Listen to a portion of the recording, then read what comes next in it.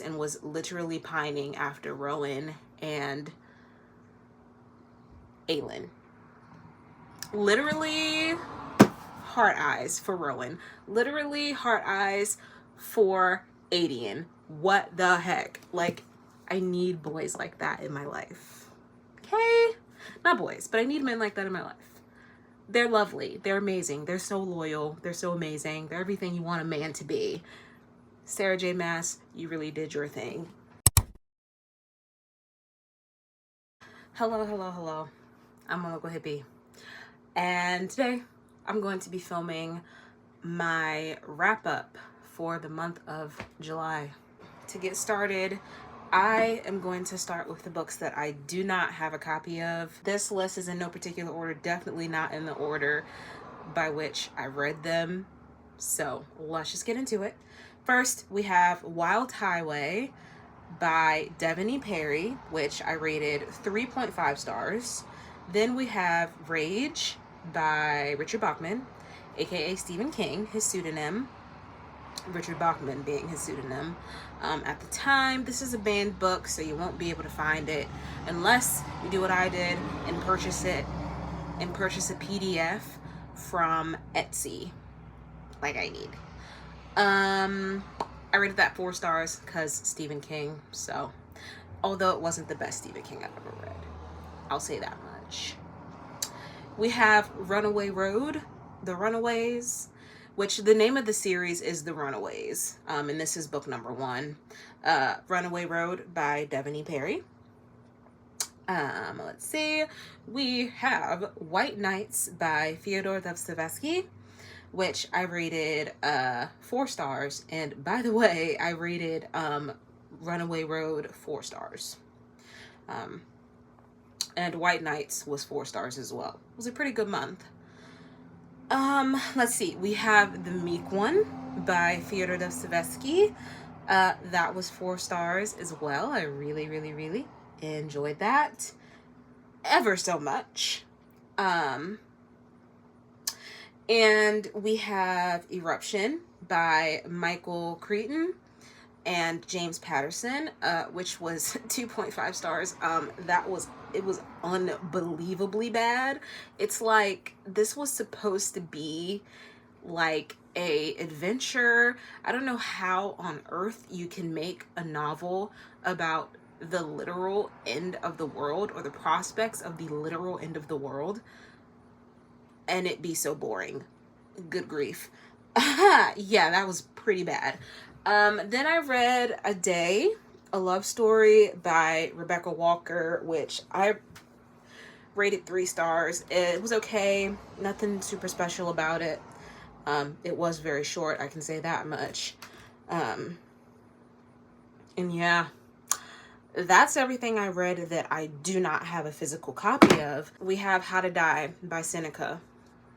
Some Stoic philosophy. And as you can see, I tabbed this up. Yes, I did. Yes, I did. I enjoyed it for the most part. There was a chunk of it where I was like, that's morbid. Very morbid. But overall, I enjoyed How to Die, and I believe I rated it 4.5 stars.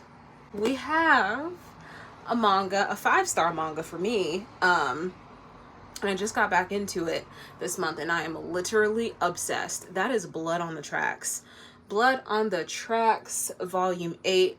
Again, as I said, I'm reading these in no particular order, and so you're gonna see what I mean by that. This was 5 stars. Blood on the Tracks, Volume 7. 5 stars as well. Really, really like this series. Blood on the Tracks, Volume 6. I just eat these right on up. Like, give me a fork, spoon, and knife, and I'm going to town. Okay? Okay. 5 stars. Go on with the manga trope and go ahead and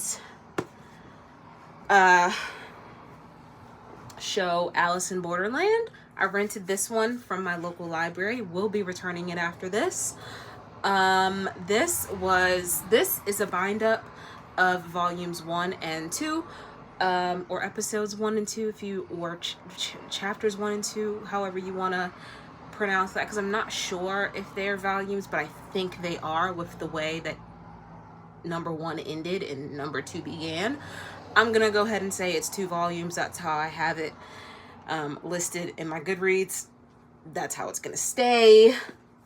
Number 1, volume 1 was 3 stars, and volume 2 was 4. Seems like this series is gonna get better as I read it. So sticking with the manga, we have Assassination Classroom by Yosi Matsu, or Matsui? I'm sorry, I don't know. Assassination Classroom. This is 4 stars. Really, really entertaining. Yeah, as entertaining as I thought it would be. The physical books, we have Queen of Shadows by Miss Sarah J. Maas. This was 4.5 stars, I'm pretty sure. Loved reading this, loved every second of reading this, and was literally pining after Rowan and Aelin. Literally heart eyes for Rowan. Literally heart eyes for Adian. What the heck? Like, I need boys like that in my life. Okay? Not boys, but I need men like that in my life. They're lovely. They're amazing. They're so loyal. They're so amazing. They're everything you want a man to be. Sarah J. Maas, you really did your thing.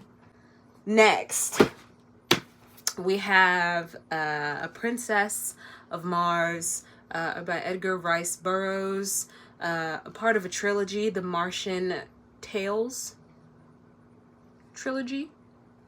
I rated this one 4 stars. It was really good. This is a classic. This is a classic kind of sci-fi adventure. Really good. Ate it up. Getting to the last 2 books in the list, we have The Long Walk by Stephen King. This was a reread, and I liked it more this time than I did when I read it the first time. The first time I gave it 3 stars. This time I gave it 4.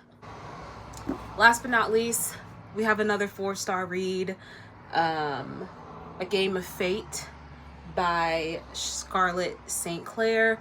This is a part of the Hades and Persephone saga by this author, and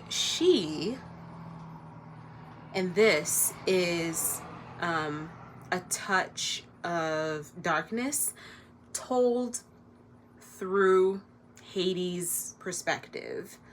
Hades' perspective. And I really, really enjoyed it. This was so good. So good. So good. So good. Okay. And yeah, that's pretty much it for the whole month of July. Way more than I have read recently. It's 13 books. I haven't read 13 books in a month in a long time. I haven't read in the double digits in a month in a long time. So thanks to some pretty good manga and to some really good short books and to the read 7 books in 7 days challenge, I've broken to the double digits again, which is pretty cool. But that is going to bring us to the end of the video. I hope you have a good day. I hope you have a good evening. And most importantly, I hope you read a good book. And I'll see you when I see you.